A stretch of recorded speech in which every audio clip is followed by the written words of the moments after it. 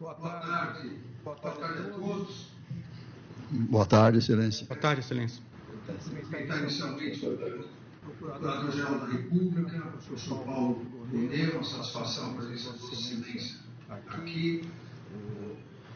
Cumprimentar o Procurador da República, que presencialmente se encontra, o Dr. Joaquim Cabral. Cumprimentar o Dr. César Roberto Bittencourt, o professor Bittencourt, pela defesa, com a doutora Vânia Barbosa Bittencourt. Cumprimentar também o meu juiz auxiliar, Rafael Henrique, que acompanha presencialmente a audiência, junto à minha chefe de gabinete, a doutora Cristina. Cumprimento também o coronel Cid, que será ouvido. Já foi feita a licitação. Então, nós vamos já começar de forma bem direta o que caracteriza o meu estilo. Eu gostaria de fazer um breve resumo para demonstrar a importância dessa audiência, especialmente no colaborador do coronel Mauro Cid. Todos se recordam que no dia 28 de agosto de 2023, na presença do seu advogado, o senhor Coronel Cid assinou de forma espontânea e voluntária o acordo de colaboração premiada. Esse acordo de colaboração premiada foi homologado por mim em 9 de julho, homologado na sequência por mim, houve o depoimento em 28 de agosto, no dia 22 de março de 2024, nós já tivemos um primeiro problema aqui. Foi necessário convocar uma audiência no Supremo Tribunal Federal, onde o colaborador, Mauro Cid, acompanhado do seu advogado, dos seus advogados, que hoje também estão presentes, reafirmou seu interesse em manter a colaboração premiada, reafirmou que a mesma foi realizada de forma espontânea, voluntária, sem nenhuma pressão da polícia ou do poder judiciário. E a partir disso, nós, todos se recordam, nós mantivemos os termos da colaboração premiada. Eu quero recordar que nos termos da colaboração premiada, isso também é muito importante, nos termos da colaboração premiada, na cláusula da parte 4 dos benefícios pleiteados pelo colaborador, 1. Perdão judicial ou pena privativa de liberdade não superior a 2 anos. 2. Restituição de bens e valores pertencentes ao colaborador que efetivamente tiverem sido apreendidos. 3. E saliento esta parte pela importância, extensão dos benefícios para pai, esposa e filha maior do colaborador, no que for compatível.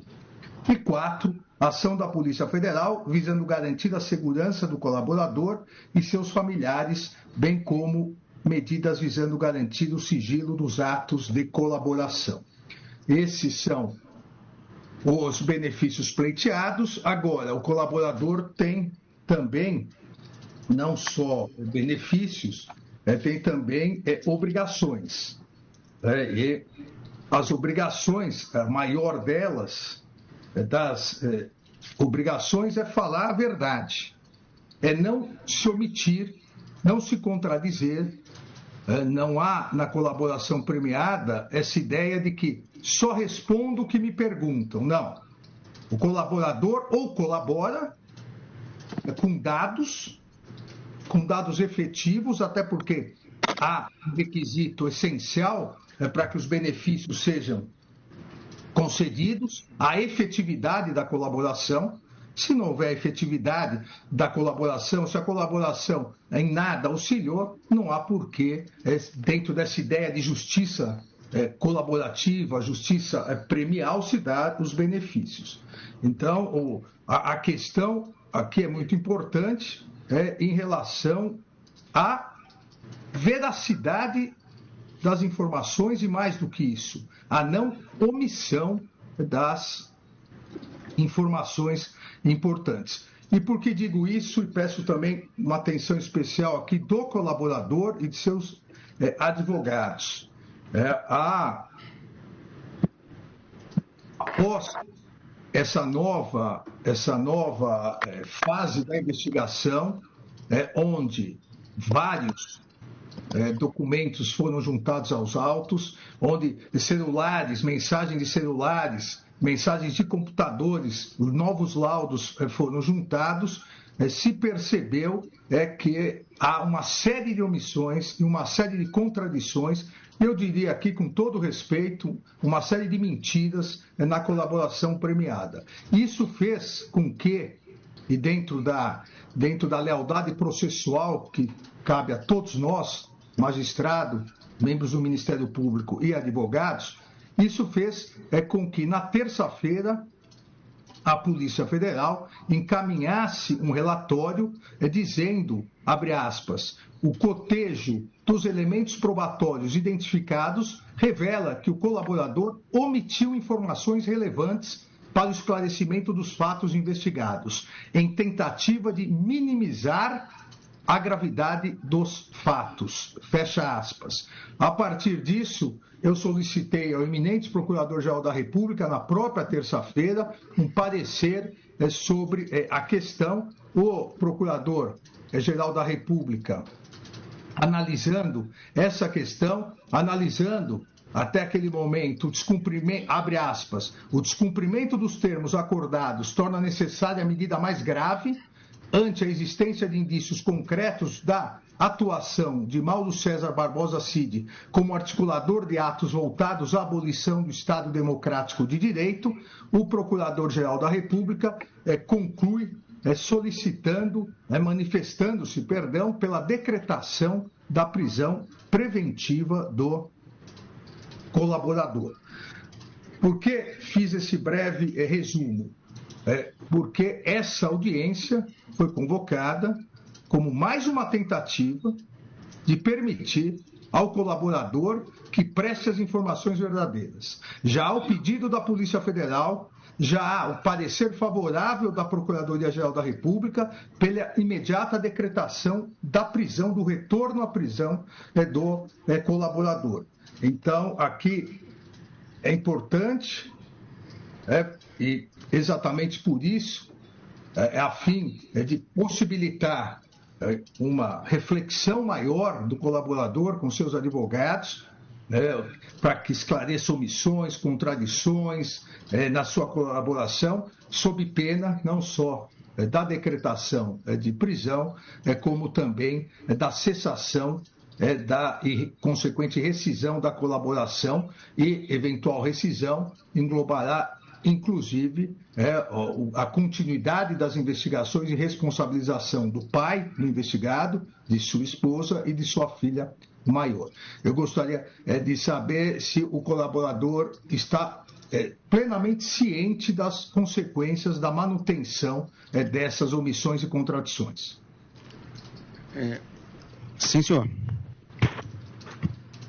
Então, Cristina, vamos transcrever. O ministro relator fez um breve relatório sobre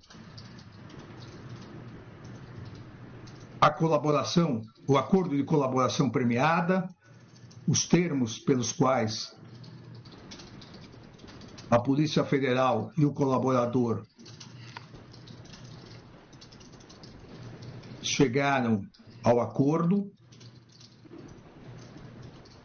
A audiência realizada no dia 22 de março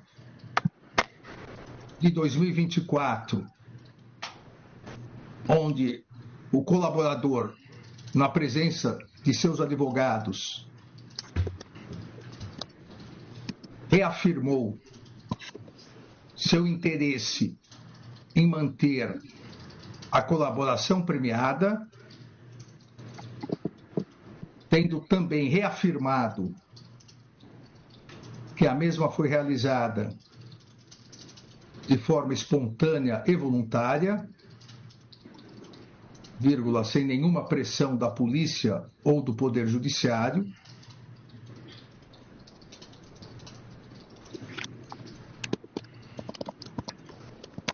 O ministro relator também expôs a pontuação. Quem estiver digitando pode colocar, tá? Para não precisar ficar falando vírgula e ponto. O ministro relator também expôs que, após a juntada de novas provas nos autos, a Polícia Federal apresentou relatório indicando omissões e contradições nos depoimentos do colaborador,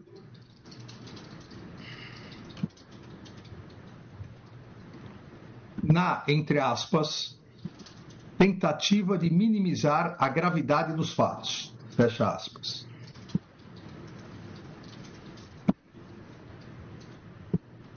Esse relatório foi encaminhado à Procuradoria-Geral da República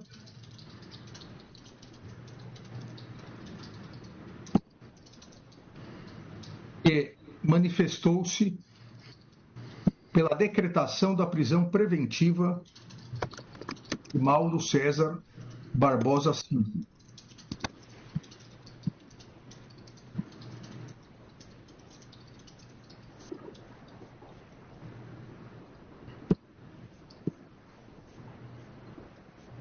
Ponto, né? O ministro relator ainda esclareceu que, se as omissões e contradições não forem sanadas,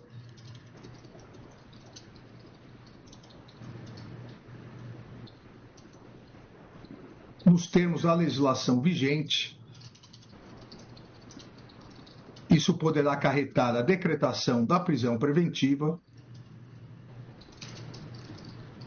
e a rescisão do acordo de colaboração premiada, com efeitos não só para o colaborador, mas também em relação ao seu pai, sua esposa e sua filha maior, vírgula, uma vez que a extensão de seus benefícios consta na parte 4 do termo de colaboração premiada.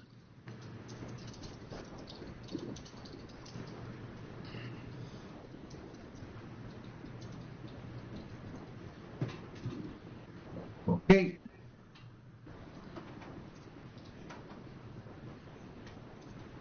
Eu vou ao coronel Mauro Cid, eu vou perguntar diretamente e os dois advogados fiquem à vontade para pedir a palavra. Quem quer falar?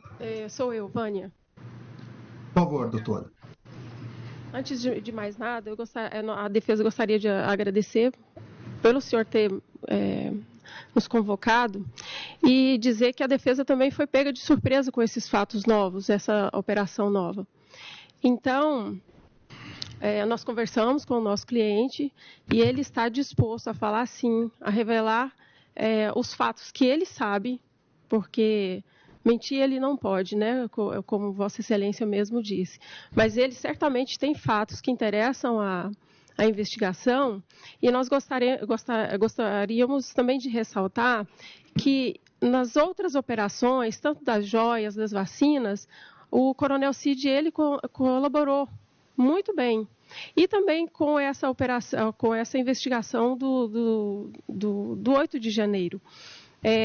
Tanto é que foi ele quem disse sobre o documento, ele entregou o documento, falou quem eram as pessoas que levaram os documentos. Então, que isso seja levado em consideração, né, de tudo. Agora, quanto a essa última operação, realmente ele vai esclarecer, se houve omissões, contradições, ele vai esclarecer, sim. Eu gostaria de falar antes de contar, tá? Eu gostaria de contar antes. Doutora, deixa eu... Deixa eu dizer, aqui eu não precisaria repetir, mas a colaboração premiada ela não pode ser seletiva e direcionada. Ela não pode ser utilizada para proteger alguns e prejudicar outros. Aqui, o colaborador, ele dá os fatos. Quem analisa quem será processado ou não é o Ministério Público, é o Procurador-Geral da República. E quem analisa após a denúncia, eventual denúncia da Procuradoria-Geral da República, se haverá culpabilidade ou não, é o Supremo Tribunal Federal. Não é o colaborador que, desde o início, analisa, esse não fez nada, não. Eu quero fatos. Por isso que eu marquei essa audiência, eu diria que é a última chance do colaborador dizer a verdade sobre tudo. Eu vou passar a palavra a ele, só que eu já... Porque depois, e quero aqui, para não dizer que eu não avisei, depois eu tenho aqui um relatório detalhado, não só da investigação, como do novo relatório que a Polícia Federal está apresentando agora, encerrando a investigação sobre a tentativa de golpe com 700 páginas detalhadas. Então, eventuais novas contradições não serão admitidas. Então, antes de passar a palavra ao colaborador, eu quero que ele diga o que sabe, mas especificamente em relação ao presidente da República, ao ex-presidente da República, Jair Bolsonaro, as lideranças militares citadas, General Braga Neto, General Heleno, General Paulo Sérgio, General Ramos e eventuais outros que ele tiver conhecimento, quero que ele diga qual a participação dessas pessoas na operação conhecida como Punhal Verde Amarelo, realizada pelo Grupo Copa 2022, mas não só em relação a isso. No financiamento e organização dos acampamentos nos quartéis, em especial de Brasília, e nos atos que levaram à tentativa de golpe de Estado do dia 8 de janeiro. Então, são esses 3 pontos principais, são esses 3 pontos. A Operação Punhal Verde Amarelo, financiamento e organização dos acampamentos dos quartéis, em especial de Brasília, e os atos, toda a sequência dos atos que acarretaram na tentativa de golpe do dia 8 de janeiro. Novamente dizendo ao colaborador, aos seus advogados, que nós temos agora todas as informações, inclusive as omissões e contradições. Então, Cristina, antes, vamos lá. Após a fala da doutora Vânia Bittencourt, dizendo que a defesa foi surpreendida pelos novos fatos e que o colaborador pretende continuar colaborando com informações que afastem as omissões e contradições, o ministro relator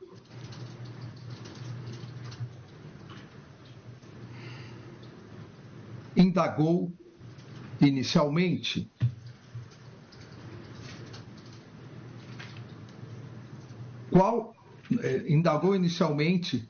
quais as informações que o colaborador tem em relação à participação do ex-presidente Jair Bolsonaro e das principais lideranças militares no governo, entre elas os generais Braga Neto, Heleno, Paulo Sérgio e Ramos, na participação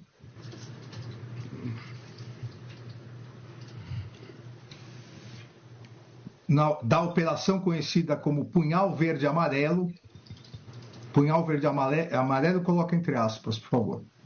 Punhal Verde Amarelo, realizada pelo grupo, também entre aspas, Copa 2022. Vírgula, né? No financiamento e organização dos acampamentos nos quartéis, em especial em Brasília,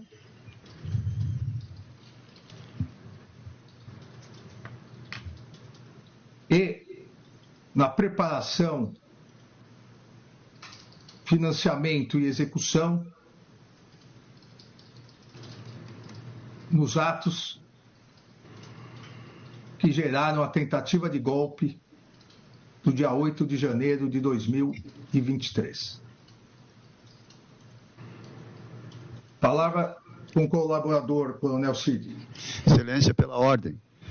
Para que não pareça omissão, como são muitos fatos, a defesa solicita que sejam postulados individualmente, e ele vai esclarecendo. Está aqui para esclarecer todos os fatos. Mas é uma quantidade. Então, que seja postulado individualmente, ele vai respondendo e esclarecendo. Doutor Bittencourt, quem pediu a palavra para fazer antes uma exposição foi o próprio colaborador. Após isso, eu vou detalhando e perguntando. Por favor. Ok. Boa tarde, ministro. Agradeço a oportunidade que o senhor está nos dando aí de poder esclarecer, poder contar realmente como colaborador e continuar colaborando com o que eu posso. Eu gostaria de explicar, contando efetivamente o que aconteceu, desde quando eu fiquei sabendo que iam possivelmente começar um planejamento sobre alguma ação, aonde foi, e aí eu vou construindo uma história, tentando passar por esse período aí, que praticamente 2 meses, desde a eleição, no final da eleição, até quando o presidente Bolsonaro deixamos o país por término de mandato. Então, basicamente, sobre esse planejamento do punhal verde e amarelo, a primeira vez que eu fui contactado para conversar sobre alguma coisa sobre esse respeito foi quando eu estava em Goiânia. Eu ia comandar o Batalhão de Ações de Goiânia e eu fui participar já da reunião de comando, para planejar já o ano de 2023 que ia entrar. Eram 2, 3 dias de reunião.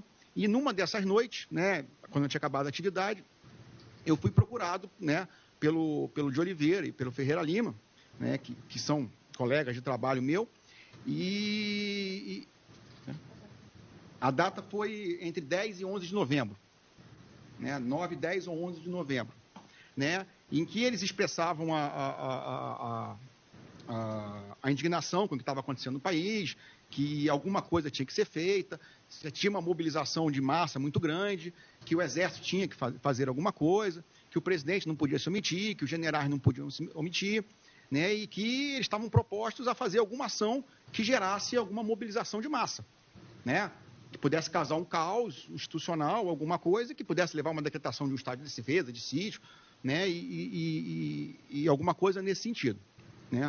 E queria saber, o que eu sugeriria, o que eu poderia fazer. Aí o que eu falei para eles foi, olha só, eu não tenho contato com manifestante, eu não tenho contato com liderança nenhuma, eu não mantenho esses contatos nem com o pessoal dos manifestantes.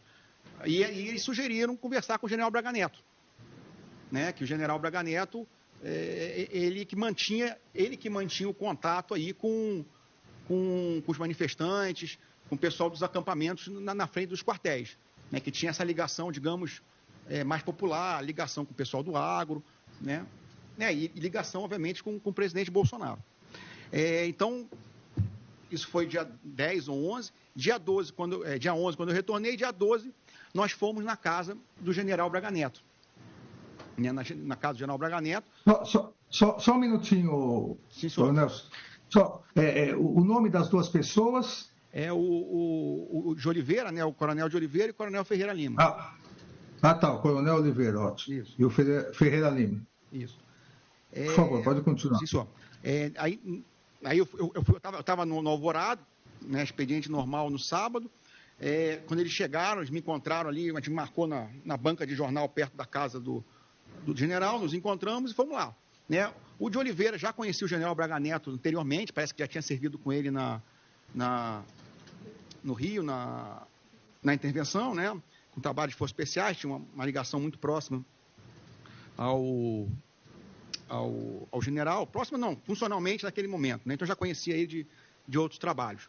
E aí a conversa foi nesse nível. Nós temos que fazer alguma coisa para que haja uma mobilização de massa, que haja alguma ação que tenha repercussão, que faça que o Exército tenha que fazer uma coisa, decretação de estado de sítio, os generais entendam a necessidade, que o presidente aceite assinar alguma coisa ou não, né? Mas tudo assim sem saber o que fazer. Não tinha nada específico, ainda detalhado o que se ia fazer, né? E aí começaram a surgir algumas ideias. Não, vamos caminhoneiro, vamos mobilizar os caminhoneiros, parar o país. Não, vamos bloquear a estrada. Então, ideias que podiam ser feitas para... Quando entrou no nível das ideias, o general Braga Neto interrompeu e falou assim, não, o Cid não pode participar, tira o Cid porque ele está muito próximo ao Bolsonaro. E foi aí que eu fiquei. Tanto que a própria Polícia Federal, né, eu saí mais cedo, eu fiquei 20, 30 minutos no período inicial, saí da reunião e voltei para Alvorada, né, está até registrado tudo ali mais cedo, porque tinha uma reunião, tinha até o link, ele que a Polícia Federal viu, né, que tinha outra reunião que eu tinha que participar com o presidente. Participar não, tinha que assessorar ali a parte técnica. E aí a reunião continuou, eu não conversei mais com eles. 2 dias depois, o Major de Oliveira me liga, né, e aí ele pergunta para mim, né, está nos autos, alguma novidade? Como eu não sabia de nada, nem tinha conversado com o general Braga Neto, também não perguntei, que era o meu perfil, falei, não sei, você que tem que me dizer, porque realmente eu não sabia o que eles tinham falado, combinado ou planejado fazer. Aí ele fala assim, estamos sem recurso, né, alguma coisa assim, não temos recurso. Eu falei, não, tudo bem, vou ver se eu consigo. Aí eu fui procurar o general Braga Neto, né, não sabia do que tinham planejado, e falei, general, eu não sei o que foi conversado aí, mas eles estão precisando de dinheiro. Aí o general deu a ideia de, não, peça para eles fazerem uma